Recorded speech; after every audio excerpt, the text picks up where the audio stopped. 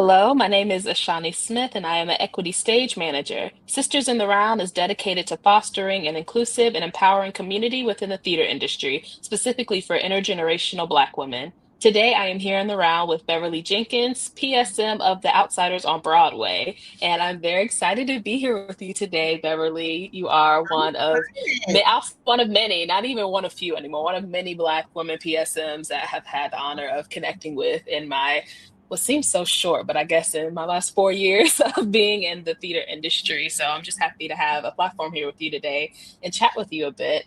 I wanted to just basically start. My first question is just how did you get into stage management, of course, and what's your journey here to getting to be a Broadway stage manager?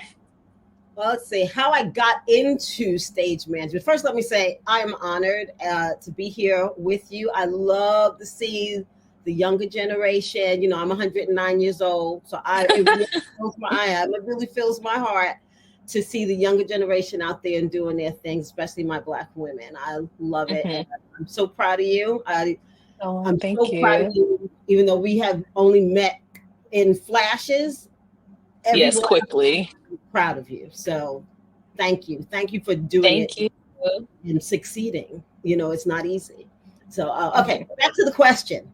How did I start in stage management? Well, I was actually put into stage management. Mhm. So I went to Howard University, HU, and my freshman year, I auditioned. Well, let me back up a little bit. I auditioned Mhm. for Wiz because I was an acting major my freshman year. And after you audition, just like when you're in high school, you run up to the board and it says, Munchkins will be played by, and this will be played by, and Poppies will be played by. And all of my freshman friends were getting in the ensemble and stuff. And on the very last line, it said assistant stage manager, Beverly Jenkins. Mhm. And I was like, cool, I'm in. Like, okay. Look, honey, I was just happy that my name was on that sheet somewhere because it's Mhm. not even. So I was very thrilled with that. I had no idea exactly what a stage manager did. So I said, I'm game. Let's go. I was happy. Um, the moment that changed my life was when we had our first production meeting. I'd never been in a production meeting, didn't know what it was.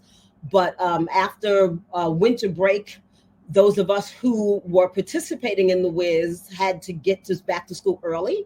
And so I Mhm. went back and I was called into a production meeting and I sat down to the production stage manager, Leslie Gaskins, bless her. And at the meeting were the professors and the outside artists who were there being designers and the choreographer, the director, same person.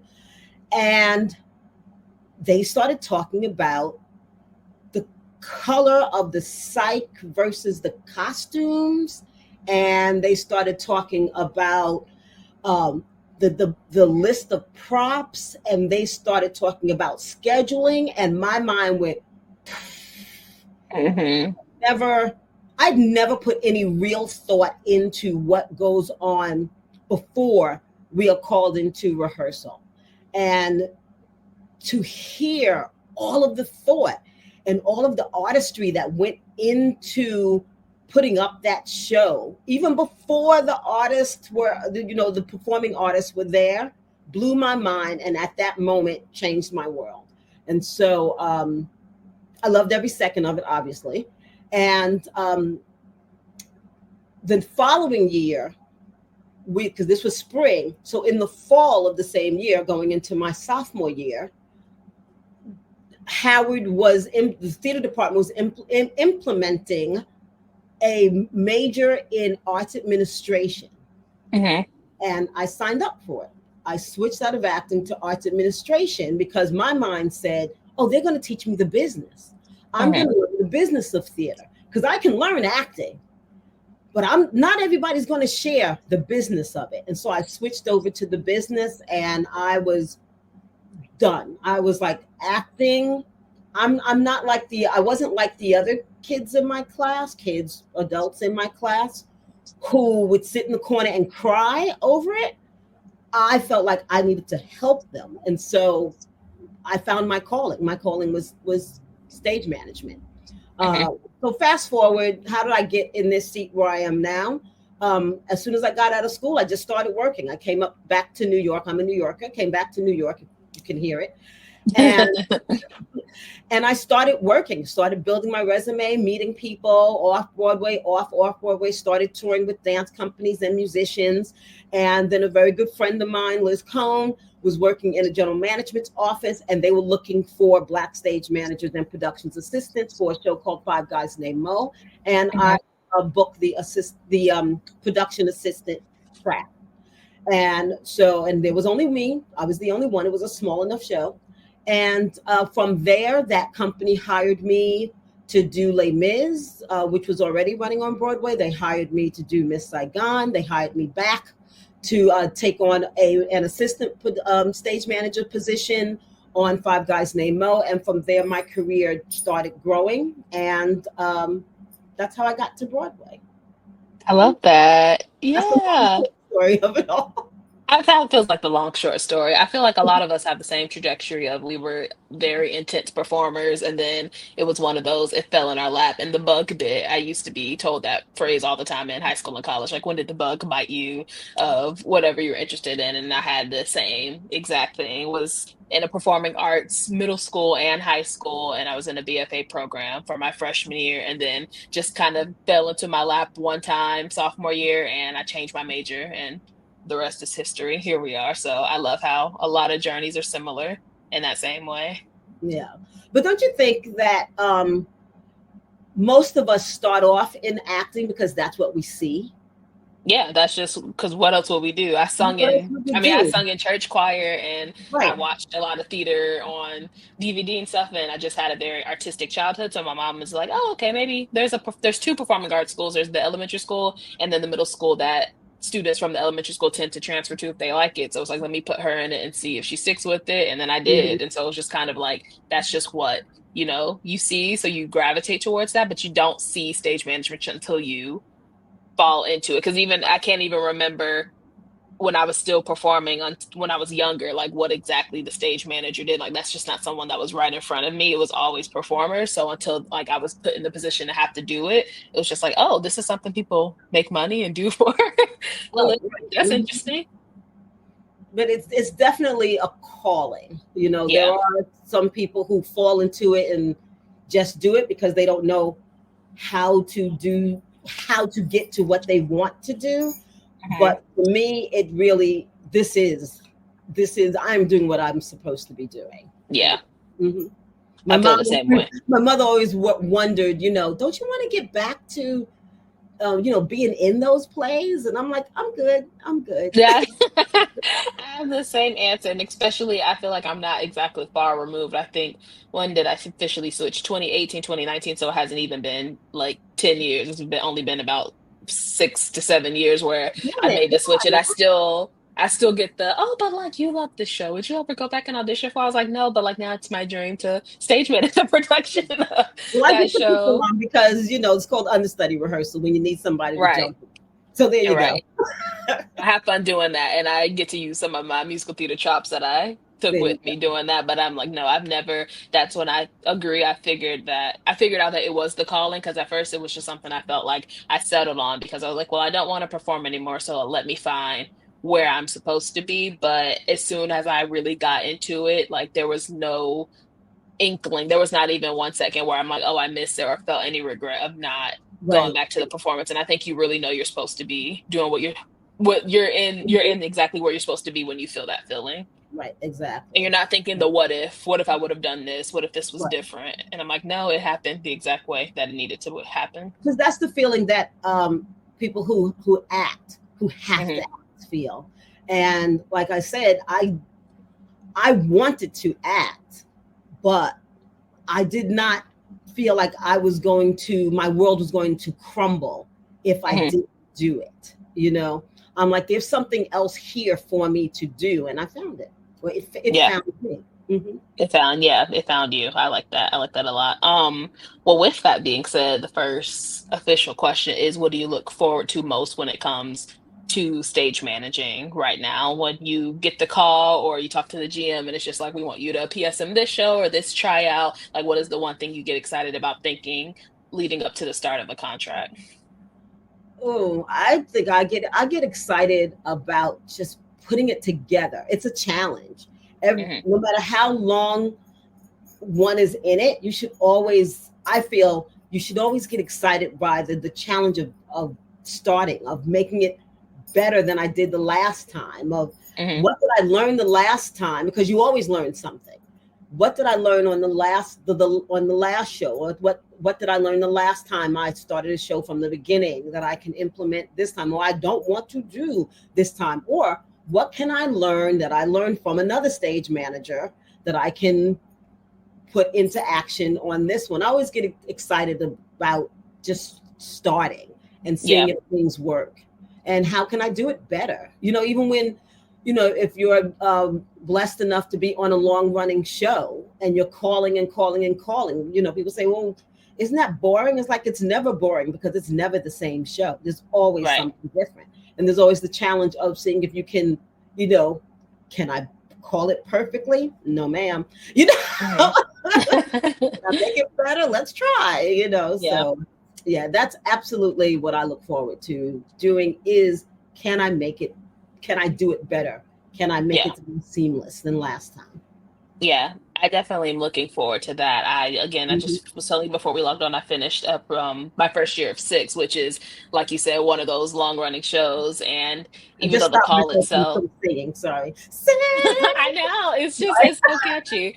But even then, going before Six, being on some pretty challenging, bigger first national Mhm. tours that have a lot more automation, a lot more cast members, and were just more difficult, everyone was just like, oh, well, like this feels like it's gonna be a piece of cake year for you because you could just kind of like kick your feet up because it's such an easy show. I'm like, yeah, it's an easy show, but like no, because it's also, while it's the easiest show, I think I've looked, it's my first time being a first, so I've only been a second before here. And so Mhm. that in itself, I went with the expectation like, oh, it's Six, like it's just gonna be, just all these queens, gonna be a great time. And it has been a great time. It will continue to be. But being a first, and I feel like no one talks about that pipeline, the growing pains of me going from being a second to being a first were so strong in the last 9 months. And so I'm looking forward with this second year of like, okay, these are all the things I learned from this position, because I think people don't talk about it enough. Like, that jump from becoming a second to the first, because God forbid if anything happens, like the GMs and your PSMs are basically saying, I trust you to steer this ship if anything Right. You happens are and the you are PSM essentially can't vice be here. president. Yep. Yeah. And I Mhm. was like, oh, I have not tapped into. I was vice president for a lot of clubs and a lot of things in high school and college, so I have not tapped into that side of my brain since college, because I have not had to be that second in command in a long time. I've either been the second, so I have to, make my cute little arrows and mind my business, or regionally, I've been the PSM. So I've been like at the Mhm. top or the bottom of that, but I've never been in that sweet spot. So definitely, I did not take the year of like, oh, such an easy show, let me just kick back. I'm like, no, there's still a lot of things to learn here and a lot of things to get used to. It's also, I learned with a long running show, things are, no one's really learned. I mean, everyone's learning for it themselves, but when it comes to Six specifically, they opened over 5 years ago. So like when you're new to something that's long running, like a Hamilton or a Six or a Wicked, like you have to catch up to where Right. everyone else's brain is too, which was the challenge for me this year. I'm just like, everyone knows what is going on around me right now except for me. And there is no time to like spoon feed me the information. I just need to kind of find the information and like get up to date with how things are ran in the queendom, which thank God there's not a lot of automation or a lot of crazy things going on, because I Mhm. have the brain capacity to do that. But if you go into a Hamilton or a Wicked, bigger shows that are long running, I'm sure there's a lot more elements that you have to learn how to do that with. Right. Well, and jumping into being the first also, you're on a ship that's already moving forward, and you Hmm. have to figure out where you land. You have to learn what the second is doing. You have to know what the PSM is doing, but you don't have the PSM's quote unquote power. It's not power, but what their Yeah. responsibility is. But you also have to know what their full job is also. Hmm. That's a hard position to be in, to jump into that first position. I've jumped mainly into um, I've replaced as seconds and I've replaced as PSMs. Hmm. I've never replaced as a first. Oh wow. Um, so yeah, it's a hard place to be. But Hmm. you you do it, and you find who your friends are, and you find that person who will grab you and say, okay, this is what's going on with so and so, because there's always somebody who's ready to spill, tea, or Yeah. sometimes you do need Always. to know the tea to know what's Yeah. happening in a building that you just got into. Sometimes you do Yeah. know the tea. Yeah. Or I'm sure that your PSM's like, okay, here's all the paperwork you ever need. Ask me any and every question. Let's do this. And on top of that, you got hired as the first because you were ready. Yeah, that was a big thing that kind of, I'm learning now imposter syndrome can be a thing for anyone in theater, and it's not just actors look at someone singing better or dancing better. Like it's a Right. thing for everyone because the imposter syndrome kicked in because it was just like you think I'm ready to do it. And it's like after a while, like I finally left this. I was again, we were been out for 9 months. So that top of the 9 months in October, it was the demons were screaming at me. It was just like, you are not ready. Like he did this because you had already done a tour together, and it just made sense. Like, no, You like don't know yes, what I you're did a tour with doing. my You really PSM don't know this together. job. Mm-hmm. Yeah, like we had a great relationship from the tour we did previous before six, but like he genuinely, like knowing him now as a colleague and a friend, but also PSM, he would not have put me in that position if he did not think that I was ready. So it was very nice for those things to finally like shut up in my brain to be like, no, like you were put in this because you're Mm-hmm. ready to do this. And now that makes me excited for just the gigs to come because again, this is only I still feel like such a baby deer. And like my mom is so funny because she's like, you're 26, like you're not some 19-year-old anymore. So like, no, I'm pretty established, but you just feel so young seeing so many people you work for and are in community with in theater. So it's just like, well, I have so far to go. And this feels like I've already lived so many lives in theater. So it just makes me excited for what's in store from there. But what you're saying there is the exciting part about theater is that Hmm. there's always new. There's always something new. The immediate newness of it all. It's Hmm. like every day it's new. The Yeah. title might be the same. The people on stage or in the band or in the crew might be the same, but the situation is different. It's always new. That's what I find exciting about theater. Hmm. It's always new. And then when you get to take that to another project, there's always something to learn. I'm 199 years old. I'm still learning. There's Hmm. always something to learn, and I get excited about that. I learn from the young ones behind me because Hmm. they're going through school now, and I didn't go through the same school that they did. And I'm That not they, talking about yeah. the actual building. I'm talking about what they're learning in school. I didn't go to Hmm. the same school that they did, so they're learning different things, and so they're coming in and teaching me, and I'm like, okay, and you have to be open to it, Yeah. and it also helps to have a as you say, a friend in that PSM position, someone who Hmm. supports you. So if you make a mistake, it's not a mistake, it's just a learning opportunity, Right. and you learn something, and no one's Right. going to fire you because you wrote the wrong date on the performance report. Come on. Right. Yeah, like it's not the end of the world, but learn from it. I don't want to see that happen five times It's after like, I know, me. when we all make mistakes, and I go, I just hate mistakes coming from team stage management. It's like, Yeah. we're not supposed to make them, but we did. Okay, next, and you. Move on. Yeah, like Mhm. it's so easy to dwell, or for me, it's so easy to dwell in it because like you don't want to think in your head like what are they saying back in New York? Like did a producer see this? But it's just like it's also everyone's human and it happens. And Mhm. you'll make another one, but you won't make that same one again. Right, right. And then just don't make the big ones that cost a lot of money. I know. Yeah, we try to stay away from Please try to those. stay away from Luckily, those. knocking on wood. I don't think I've got to that point yet. Um, what this is not even on my list that I have, but this just popped in my head as we've been speaking. When did you kind of hear that internal voice saying you were ready to jump into PSMing on Broadway after you've ASM'd a bunch of times? Was it just the opportunity that presented itself, or did you yourself feel that you were ready to make the jump? I had several of those moments, even Hmm. after I had been a PSM. The Hmm. first time I became a PSM on Broadway was for Bringing the Noise, Bringing the Funk. I was replacing someone. Hmm. And I went in, I interviewed, they got back to me. They wanted to hire me. I spoke to my current, because I was the first on a different show.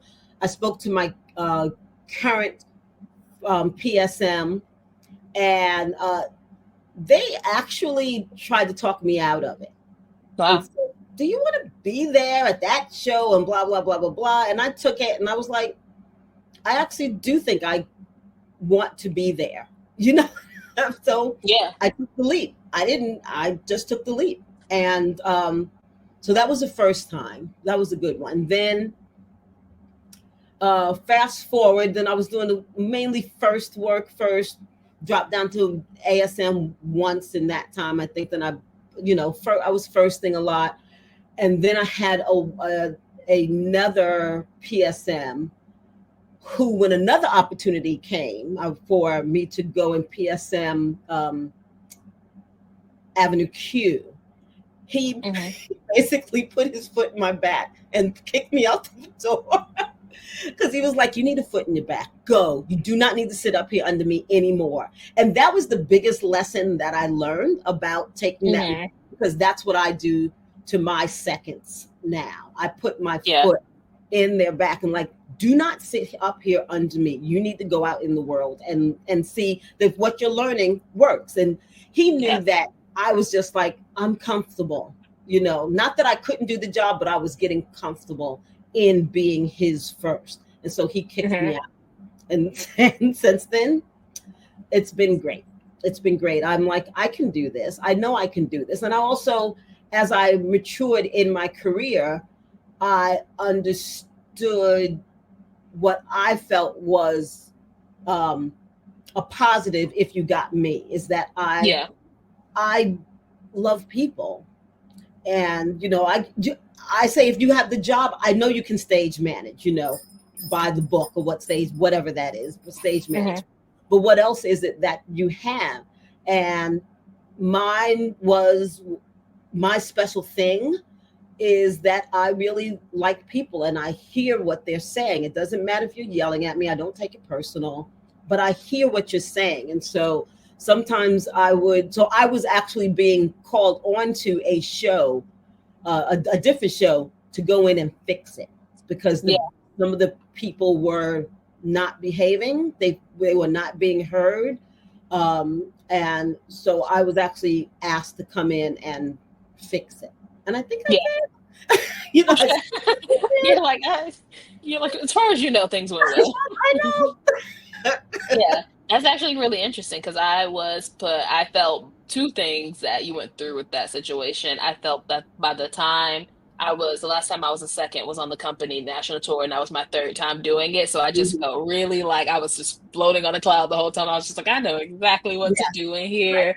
Right. And then I don't know. I guess I got a foot in my back in a way, whatever that means. That same PSM that I'm working with now, I told him that I had booked the Preacher's Wife tryout at the Alliance, and I would be the first on that. That came out of the sky. Did not apply for that. One of those just kind of fell up my lap, and I was like, oh no, I wouldn't leave a tour to go do that. But then got pushed a little more just to do the interview, and I was like, all right, well, let me see what it's about. And so as soon as I told him about it, anyone about it, it was just like, yes, go. There was no hesitation. There was no let's talk through pros and cons. It was just like no, like that is the push you need to see. Like, okay, like it's been cute these last 2 years. Like you definitely like held your own as a second, but like, is this what you actually want to do and take this next step? And I learned so much doing that show. I did not know even the half of what theater was, especially doing a development piece. Like anything before that was me coming in on a first national tour where there's at least a Broadway production. There's a show Bible from Broadway that you have to reference when putting up a first national tour, which I'm sure you know that with Outsiders and everything going on tour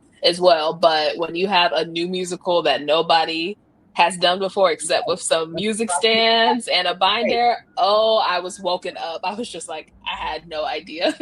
Just all the theater I have not even touched yet. And so that pushed me through so many challenges that I didn't even know that I had to face. But again, having that support to be pushed to take that step, because I would have never known, and I honestly don't know if I would come into the current role I'm in now without having that, is just really interesting. And also the people aspect. When I was doing my first tour, the Jagged Little Pill tour, I was the second, but I was told constantly, like, you just work with this team and where you are as a second because you are good with people. So like there was someone who was always good with like the crew stuff, and you have to know Right, both as a stage manager. exactly. That's not to say Exactly. to let one side of it lack because you're better at one thing, but like the first on that show was definitely good with the crew communication and a lot of the tech elements. But that show itself, people feel so strongly in that show just because it dealt with so much subject matter.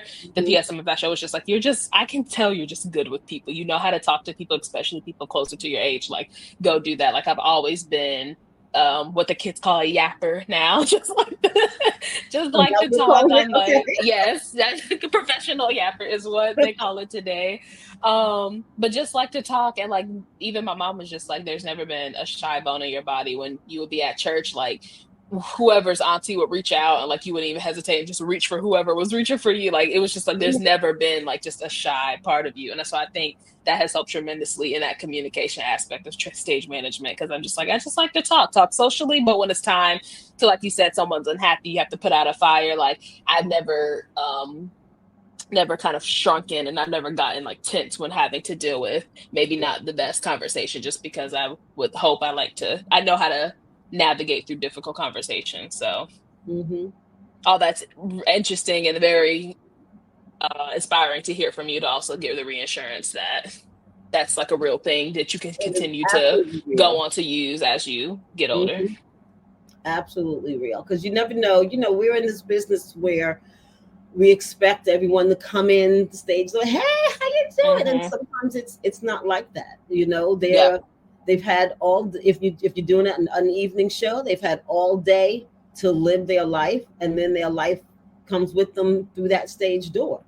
Hmm. And sometimes it wants to show up backstage or on stage, and you have to be able to talk to that person and hear that person out and support them in whatever it might be so they can do their job also. Yeah. So mhm. Yeah. That segues into one of the next questions of, have you found yourself currently and even in your past contracts getting pushed back because you are a Black woman that is a production stage manager? Or do you feel like any pushback is because of an individual problem? Or like, do you just think that that's been kind of a barrier being a Black woman? um I don't think I've ever experienced, into my face, me being Yeah.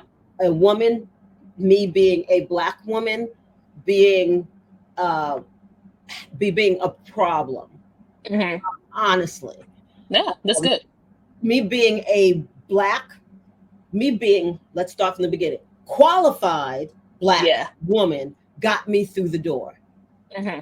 Then it's up to me to stay in that door, to stay in. Yeah. um I have had people. I'll tell you a good story. I did have one experience that was kind of funny. So back in the olden days of 2000, 2002, I Hmm. was doing Oklahoma, the revival, with the Patrick Wilson one. And Hmm. we were doing the Macy's Thanksgiving Day Parade. And I was, once again, 109 months pregnant while we were doing this. Hmm. So I had my friend Steven, white male, was my first on that show. Was my second on the show, sorry. Hmm. And he and I were doing the parade. We got off the bus for the rehearsal. The the AD went over to him. Oh, hold on. Pause for a hot second. Pause. Okay. Great. Okay, I'm back. She says she'll cut it. She says she'll cut the little Oh, you don't have to. I second. don't care. You Yeah. don't have to. I don't care. All right. If you need to cut it for time, do it. Okay. Let me know when we're rolling, and I'll start back with Steven. Oh yeah, we're back. We're back. I see it. Oh, okay. I'm back. I had to plug my computer in, everybody. Okay, so we're back. So so the AD went over to Steven, and this is the conversation I saw. And Steven went, and she said, Hmm. Wow. and Steven went. So this tall young Black woman comes over to me and she says, "I'm sorry, I'm looking for the stage manager for Oklahoma. And I said, that's me. And she looked at me, sister to sister. She said, you're going to have to excuse me. I've been doing this for about 16 years, and this is the first time I've ever seen it. And I said, I know, I'm in charge Wow. of all these white people. And we bust out laughing. Yeah, she was just like, I know she was dumbfounded, like, no, I'm She was talking to like, you, what? Stephen. Yeah, she Like, just knew that the white man mhm. was in charge. And Right. no, it was the black woman who was in charge of Hmm. these 38 white people and 2 black people that got off of that bus. Hmm. And so that's always a fun one to tell when people are shocked at Hmm. like, what. But in general, I have not really received negative. I have not felt anything negative. I notice in a room that I am the uh, representative for any and all color. I Yeah. have called myself on shows. I'm like, I guess I am the black hair Yeah. consultant. I'm the black skin consultant. I'm the black people whisperer. I have absolutely felt that on shows, and I have been very vocal. Like, well, if you had somebody else on the team who was helping with this, if you would hire someone who does black hair, they could. I've always been very vocal at that. I guess Yeah. I don't. I have to be, because if I'm the only one in the room, so why not? You know. Yeah.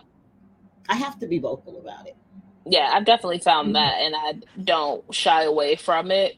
And I also don't mind. I know some people um in my age group and just who are also maybe one of the only ones, even if they're not stage managers, like if they're one of the only few ones in the cast or company management or wherever they land, like they feel like, oh, well, like we shouldn't have to be like the spokesperson for them. Just like, yeah, but if there is really nobody else, like I rather Right. give the knowledge that I have than try to, die on the hill of, oh, well, I'm not the spokesperson and let whatever behavior or whatever situations escalate because I feel like I'm going to get a cookie by not being the spokesperson. It's just Yeah. like Yeah, someone, and sometimes it's, they hire who they're going to hire.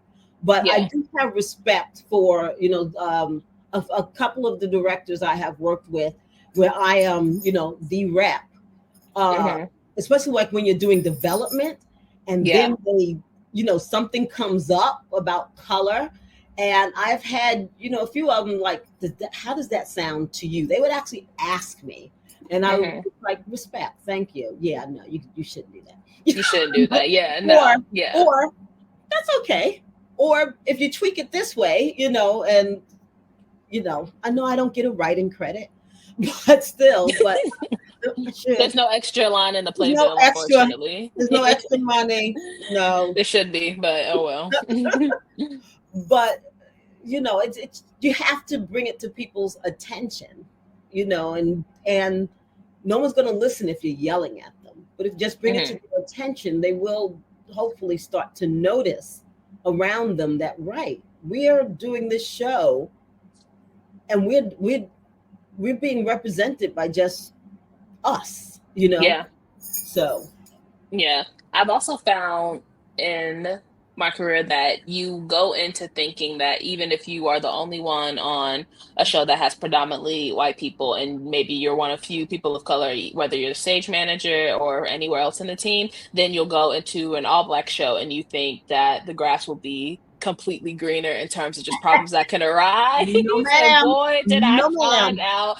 I just knew it was going to be a cookout every day. I was like, everyone's going to be smiling. This is going to be the easiest 12 weeks of my life. And it was the complete opposite. So Ma'am. just that you don't like those problems don't go away even when you, and it's always nice to be in a room where like everyone does look like you because I think there's a camaraderie that still forms between a cast and a management team, Mhm. even if it is you being a black manager and your cast is fully black, but you learn quickly again that that doesn't mean that the problems won't arise. It's still, especially on a development piece, like there's still going to be like, growing pains for everybody involved. So that was an interesting lesson to learn too.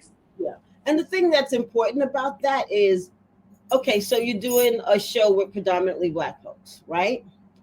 Does Hmm. that mean that just because they're black, they have to be treated differently? And that is what I have found that some management teams do.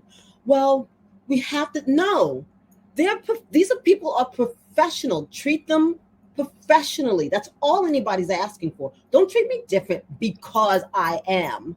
I'm not Right. different. I'm a professional. Treat me professionally. And I have found that to be very disheartening where, well, we can't do that because they're Black. Or we can't do that with this company. And why? Well, Why? actually, I don't. Tell me why. Yeah. You know what I'm Mhm. saying? It's like, Yeah. Or no. when it comes to, which I know there's a whole conversation recently just in our AEA world of, is it our jobs to do the disciplining? I know that's been a whole topic for Right. Broadway and tour right now. But even when it just comes to discipline in general, finding that some teams will maneuver differently and not discipline in a way that they would if a cast member wasn't Black or wasn't a person of color. And so that Right. goes to And your that can point. It's go just like, both well, ways. no. So are It they could be allowed harsher, to? or Yeah. it could be harsher, or it could Hmm. be, not as harsh, well, Yeah. let's just, or, well, they should know better. It's like, well, who's Yeah. this they you talking about? Yeah, And I've it's seen it too both hard ways. I've seen that because they should know better, but I've also seen more commonly like, oh, like we're not going to we're even not going to approach do this. They that. can get this actor or this whoever can get away with this because we're nervous to approach it. Well, that doesn't teach anyone anything, and that goes to I'm the all, same and if you're thing. not doing your job and you're abusing it, you need to be disciplined. I don't care. You Yeah, green, yellow, purple. I don't care. yeah, exactly. Because what we tend to forget is that though we love this business we're in, the key word there is business. It's a Hmm. business. This is not it's not fun and games. Let's just go, let's have ice cream today. Thank you for the ice cream the other day, Michael Oldbound. That you bought us ice cream for the 4th of July. Thank you. But Yeah. people need to be disciplined, Hmm. period. And it needs to be, as the AA union says, uniformly, Hmm. not just, oh, I'm just going to pick on that person. I don't find that, I've never just picked on one person, or I've actually really never really worked for anybody who has picked on one person just because. Hmm. You know, I have worked with companies who have been more lenient for the folks who are not white, and I'm like, but why? Right. Why? Right. That I find to be just as unacceptable as as the other Yeah. situation. Because it just not you like you just want to have control of the Yeah. room and you don't want anyone to feel like that they can like I don't think that anyone in the company should be fearful of stage managers or their management team, but like there should be like a layer of respect. But if A little healthy set the fear is always good. exactly, exactly. So if you set the precedence that they don't have to be, like I've seen where they can just take that and run with it, and it's really hard to like regain that control. And it, unfortunately, I've seen it end in just like terminations and like things that I think could have been avoided had you kind of like laid the foundation to Right. begin with. But then that goes back into when you're not the PSM and like are being able to speak up and give that insight when you're a first or a second. And it's just like, is this my place to like try to tell this person this right now, or like do I just sit back and mind my business because I'm not the one that needs to be like it's way above my pay grade. I think we all, because when it comes to the discipline, the stage manager works very closely with the company manager. Hmm. And I think that we all try to give everyone the benefit of the doubt that they are Hmm. here to be professionals. And it does, I know it takes me kind of back when I find that folks are lying to me about being sick or where they're going or what they're doing. I'm like, why'd you have to lie? I don't believe I've ever made it so that someone felt they had to lie, but you Hmm. felt that you needed to lie because you wanted to get away with something. You didn't want to hear Right. the no, we're not covered, or no, you don't have any more personal days or whatever. Right. Um, but I have a question for you. Have you Yeah. found, yeah, speaking of this, the different disciplines of different colors, have you found it to be the opposite also, where as opposed to the management teams treating people who are not white differently, Hmm. especially folks who are black differently, that the folks who are black are, act differently or expect different treatment? Ooh, that's a good one. Yeah, I've seen it. Actually, no, I've never seen it where they expect things. Or you're saying, do they expect different actions because of me personally? Because of me, I'm a No, black no, person in the room. Hmm. no. no, or in general, like if you're working with like you did the preacher's wife, right? Hmm. Right. Yes. So I'm gonna say it was probably mostly black people in that company, right? Hmm. Yes. That might not be fair because that was because of where that production took place. But if you're just using it as an example, did Hmm. you have you ever faced a situation where the actors feel because they are black they should be treated differently?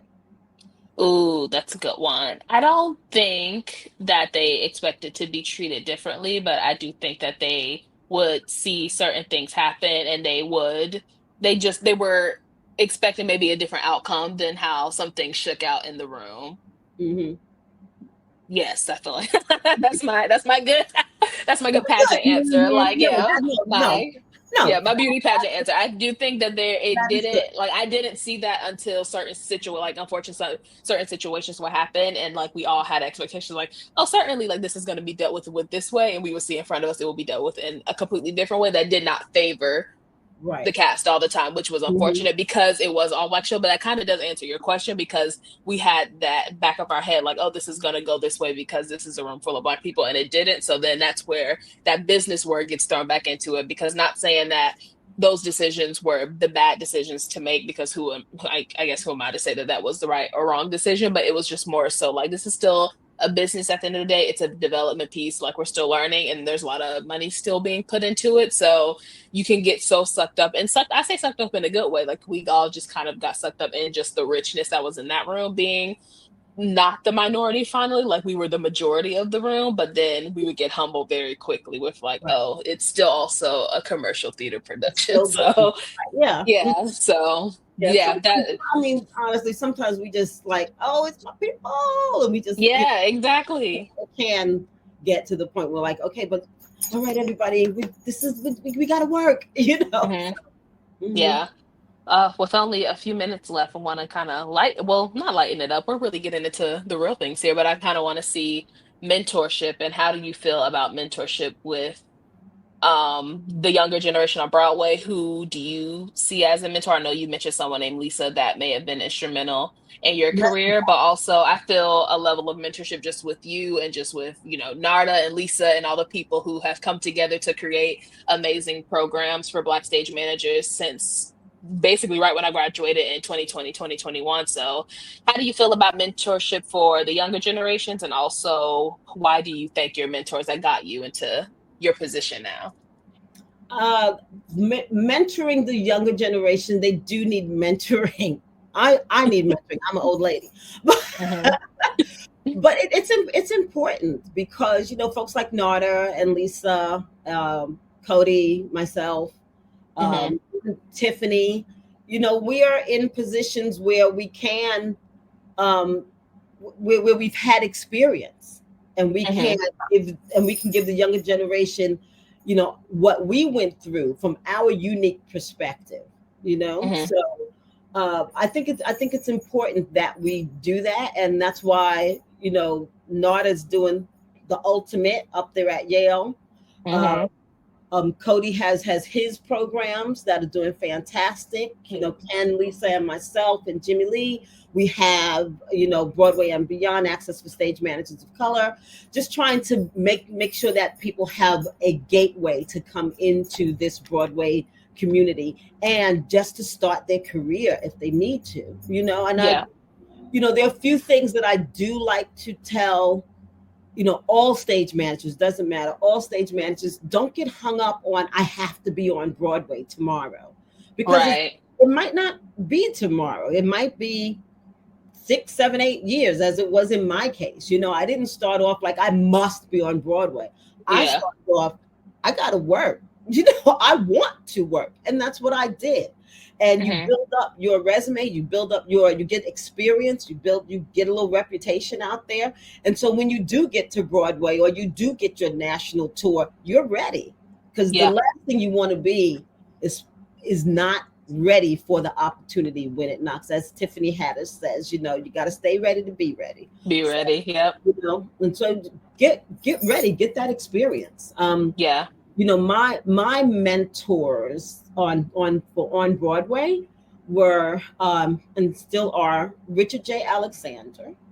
He was the executive producer at Cameron Macintosh Inc., who hired me to Mm-hmm. be the PA on Five Guys Named Mo. He's always been in my corner.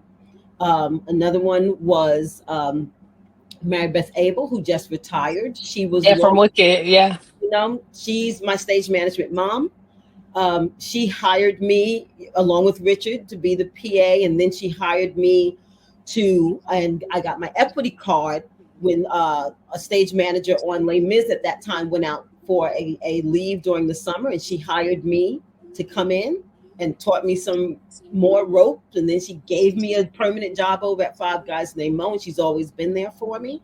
And another stage manager named Tom Capps, who was the PSM when I first got hired for Miss Saigon. His style of stage management was like a 180 from Mary Beth's style, but they each had something special. And so I always say I'm a little bit of both of them. Have to do the business, which was definitely Mary Beth. Oh, this is time, half hour. You're supposed to be here now, Yeah. And then there was Tom, who had that he could mingle with the people, and so I took a little bit from both of them. I learned a lot from both of them, but I believe that I found myself somewhere in between both of them, and they've always been great. I feel the exact same. I feel I got my strictness and kind of like just switch, I guess I can call it tunnel vision, and just like this is the way things need to be done from my college mentor, Chris Flinchum. But then I got the biggest compliment ever during Preacher's Wife, and I was told I got a little Cody in me, which if Cody listens to this, I work for him. I'm his assistant. And so like that was the biggest compliment ever. I'm like, to be told I got a little Cody in me but just in a way where I can also like bring fun back into the room, and just just like bring my full self. And I think that's what I admire most about him and a lot of stage managers that I see on Broadway is Cody specifically brings so much of himself into the room. And it's just not like, I always make this joke of like, there's the type of stage managers you feel like they always have the headset on. It's very like, it has to be this all the way. And I'm like, no, like I come in, I wear my little cheetah print pants and I'm listening to Ariana Grande. Like I'm just me. But when it's time to work, I do work. And so it's so lovely just to like see how all of you just kind of shape Broadway in its way and open those doors. Because again, before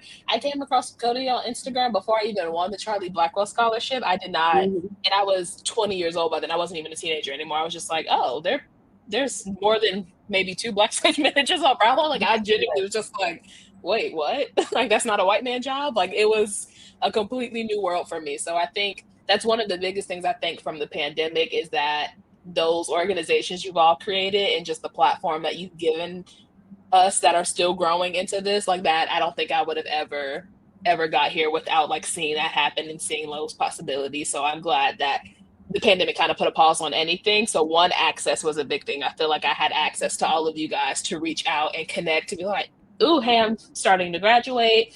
I'm really interested in this. Like there was just that time to sit down and have a conversation. Whether if the pandemic didn't happen, it still would have been, everyone just would have kept doing whatever they were doing in 2019. It would have been a lot of more cold emails, and at the stage you're praying you will walk out from your show. But like there was just a good 6 months to sit down, find an email to be like, hi, we're all at home. Do you have time to hop on a Zoom and just answer some questions? So I think that was one of the biggest things that could have shaped my career into where it is today. But that's, you brought up something about the pandemic, how, again, I'm, 79 years old. I also learned during the pandemic the need for connecting with other stage managers. I can be really bad at it sometimes because I'm so I'm doing my gig. But then as the world shut down and, younger stage managers were reaching out and I started teaching, and I'm like, right, I do have something to share. I never thought I had anything to share. I didn't think I was really did not think I was unique. I just thought I was working. And I'm like, oh, right. I've been doing this for a bit. I do have something to share. And so now Mhm. I understand the importance of the elders in our business, Yeah. passing down and showing the others and teaching the others and encouraging, be it a phone call, be it even texting somebody back or, getting on the email or a Zoom or whatever. I learned the importance of that and the importance of me as being one of the elders now Mhm. doing that. So Yeah. that's what I love. Well, That's my speaking family. of sharing, it is time. We've gotten the call. So of course I want to thank you just for sharing yourself and sharing your story and everything today with me. Again, it means, as it always does, I feel like I say this after every Broadway Beyond Access event, but it means more and it just continues to fuel me and wants me to keep going. So thank you. Thank you. Thank you. Yes. This has been lovely. Thank you again. Thank you, sisters in the round. So it's fun. And hopefully I'll get to see Yay! you in person. Hopefully, yes. Yeah.